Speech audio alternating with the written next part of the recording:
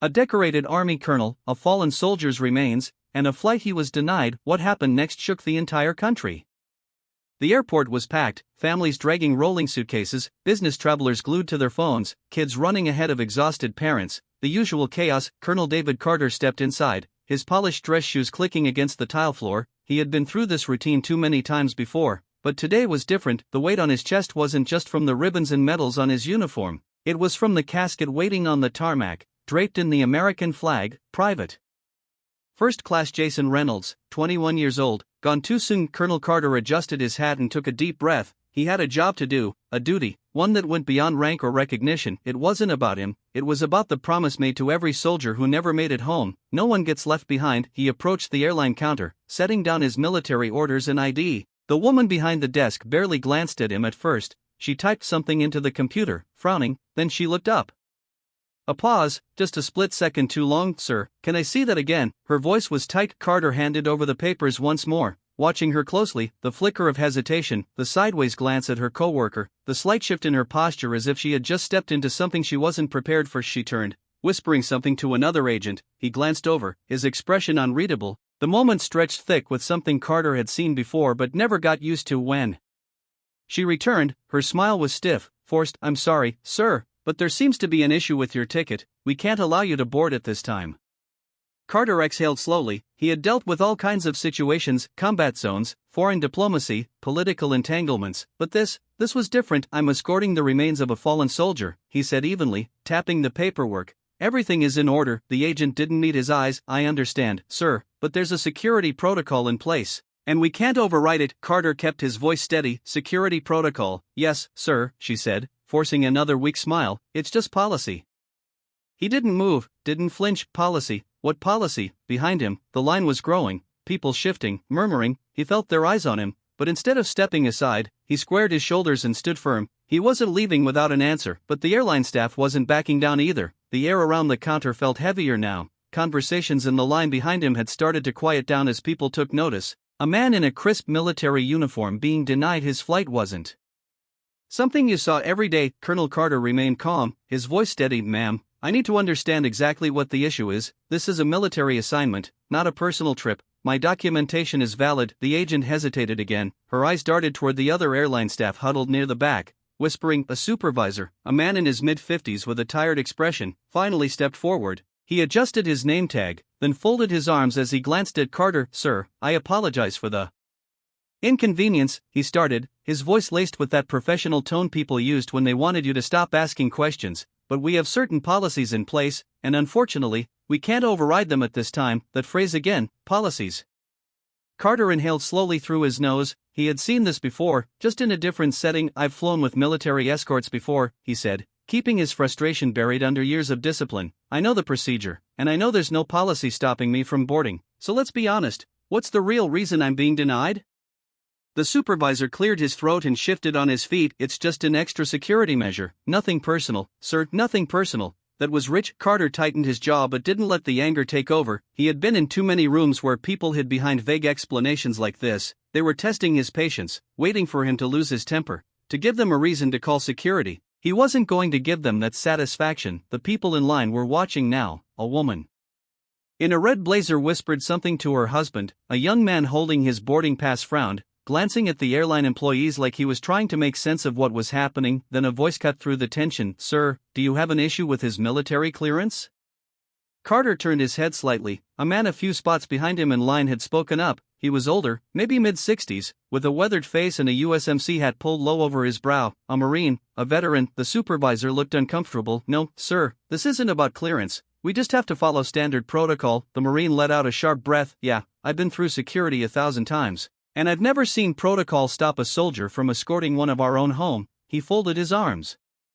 "So what is it?" More murmurs spread through the line. People started pulling out their phones, recording. The shift in the air was palpable. The staff behind the counter could feel it too.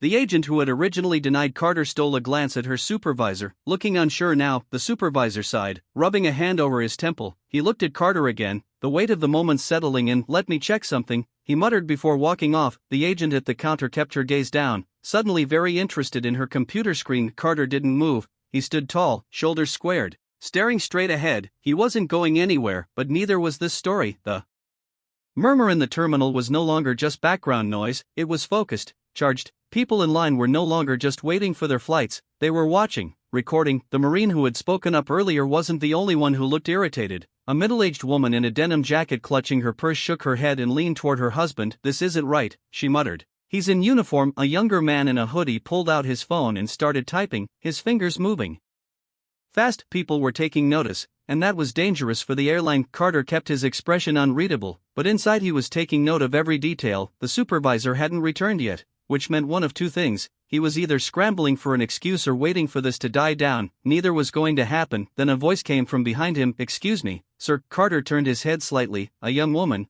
no older than 25, was standing a few feet away, phone in hand, her eyes uncertain but determined. I don't mean to intrude, but I just want to make sure I understand. They're not letting you board?"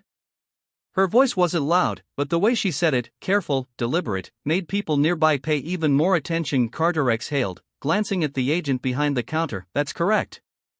The young woman blinked, as if she expected to hear a different answer. She hesitated for just a second, then nodded once and turned her phone screen toward him. "I'm live right now," she said. "People need to see this." And just like that, the floodgates opened. Another man held up his phone. "This is wrong," he said, shaking his head. "This man is literally escorting a fallen soldier." A woman further back raised her voice. "Hey, excuse me." She waved her hand toward the counter. "Can someone explain why he's being denied?" A few people shifted uncomfortably, clearly unsure whether they should get involved, but the energy in the room had changed. What started as quiet murmurs had grown into something bigger, something the airline staff could no longer ignore. The agent behind the counter looked like she wanted to shrink into the floor. Her hands were frozen over the keyboard, eyes flickering to the camera lenses pointed in her direction. Then the Marine from earlier took a step forward. He was done playing nice. "I've seen a lot of things in my time," he said, voice steady but firm, "but I never thought I'd see the day when an American soldier, especially one escorting the remains of a brother in arms, was treated like this." The terminal had gone eerily quiet. Even the usual airport announcements over the speakers seemed distant, muted. The only sound was the recording beeps from phones capturing every second of what was unfolding. The Marine squared his shoulders. "This is a disgrace." The agent swallowed hard, her fingers trembled as she clicked at her keyboard again. The supervisor still nowhere to be seen. Passengers whispered. A baby fussed in its stroller, but the mother, instead of soothing the child, was staring at her phone, reading something with a look of disgust on her face. Then somewhere in the back of the line, a man muttered, "It's already trending." Carter didn't move. He didn't need to. The world was watching now. The tension in the terminal was thick. The supervisor was still gone. The airline staff stuck in awkward silence. Phones were out, recording, tweeting, streaming, and then, like a spark hitting dry grass, it spread. The young man in the hoodie, still glued to his phone, let out a low whistle. "Damn, this is everywhere now." Carter didn't react. He knew better than to celebrate too soon, but from the way the agent behind the counter stiffened, he could tell she knew it too. The woman in the denim jacket checked her phone and gasped. "Oh my God," she whispered to her husband. "It's already on Facebook." The older Marine grunted, pulling out his own phone. "They don't even know what kind of storm they just started." Then, as if on cue, the airport's loudspeaker crackled to life. "Attention passengers, due to unforeseen circumstances, Flight 237 to Phoenix will be delayed. We apologize for any inconvenience." A few groans rippled through the crowd, but most people weren't even paying attention. Their focus was here, on the uniformed soldier being refused a flight while carrying out his duty. A minute later, a young woman near the windows gasped, "He's on Twitter." She turned her screen toward the crowd, and people leaned in. A tweet written in bold capital letters: "They just denied a black U.S. Army colonel his flight while escorting a fallen soldier's remains. This is how we treat our heroes. Hashtag let him fly." Underneath the numbers were climbing, retweets, comments, likes, it was catching fire. Then another tweet popped up, this one from a veteran advocacy group: "We are aware of the disgraceful incident happening at airport name. Our soldiers deserve better. Expect action." The crowd murmured, the realization sinking in. The airline had officially lost control of the narrative. The agent behind the counter, still frozen in place, let out a shaky breath. She turned and hurried toward the back, disappearing behind a frosted glass door. She wasn't coming back with an answer. She was coming back with damage control. Carter adjusted his hat. He had been in situations like this before, not at an airport, not like this, but in places where powerful people suddenly realized they had made the wrong enemy. He wasn't smiling, he wasn't gloating, because at the end of the day, this wasn't about him. It was about Private First Class Jason Reynolds, the young man waiting to go home, and right now, that mission was still incomplete. The crowd wasn't just watching anymore, They were waiting. The terminal felt different now, charged, expectant. Then the supervisor finally returned. But he wasn't alone. A second man walked beside him, this one in a sleek navy suit, his airline ID clipped neatly to his pocket. His walk was brisk, controlled, like someone used to putting out fires. He stopped just short of the counter, scanning the scene. His eyes darted between Carter, the Marine, and the rows of phones still recording. He cleared his throat. "Colonel, I apologize for the miscommunication. There seems to have been an error with our system, but we're working to get you on your flight as soon as possible." Miscommunication. Carter had been in the military long enough to know what that word really meant. It meant we got caught. It meant fix this before it costs us too much. He didn't respond right away. Instead, he let the moment hang, watching the airline representative shift slightly under the weight of the silence. "I see," Carter finally said, his voice measured. "An error, you said?" "Yes, sir, a regrettable mistake. We assure you it was not intentional." A few people in the crowd scoffed. The Marine shook his head. The airline rep adjusted his tie, clearly uncomfortable. "We'd like to personally escort you to the gate now, Colonel. First-class accommodations, of course, first class." As if that was the point, Carter looked past the man toward the counter where the agent still stood, looking anywhere but at him. The same agent who had smiled at him stiffly when she denied his flight, the same one who had never bothered to check before saying no. Carter exhaled slowly. "I appreciate the urgency," he said, "but I need to clarify something." The rep nodded quickly. "Of course." Carter's voice remained even. "If no one recorded this, if no one spoke up, would I still be standing here?"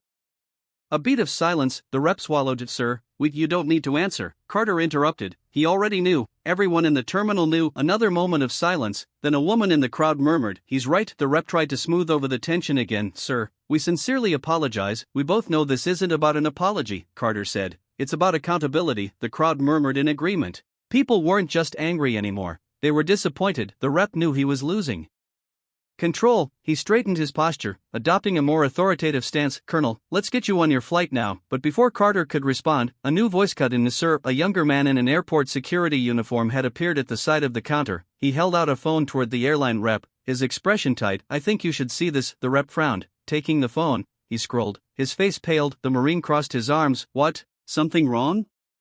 The rep didn't answer, but Carter already knew. The backlash had officially exploded beyond the airport. A major news outlet had picked up the story. The headline was blunt: U.S. Army Colonel denied flight while escorting fallen soldier. Airline scrambles for answers. Below it, a video clip played. Footage from the terminal. The rep handed the phone back, inhaled sharply, and turned to Carter. "We deeply regret this situation." His voice was thinner now, forced. "We'd like to issue a public statement clarifying." Carter cut him off. "The public already knows the truth."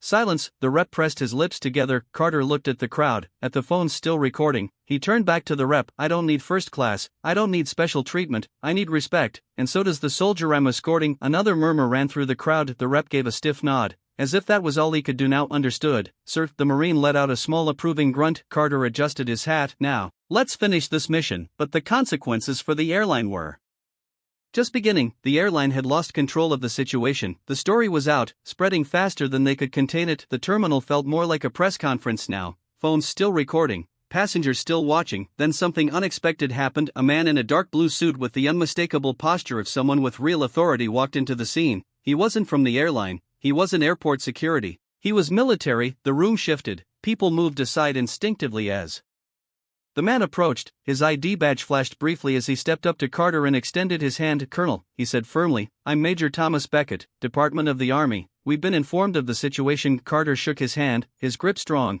He didn't need to ask how the major got here so quickly. The military doesn't play when it comes to its own. Beckett turned to the airline rep, his voice crisp. "We are handling this now. Colonel Carter and the remains of Private First Class Reynolds will not be flying commercial." The rep blinked.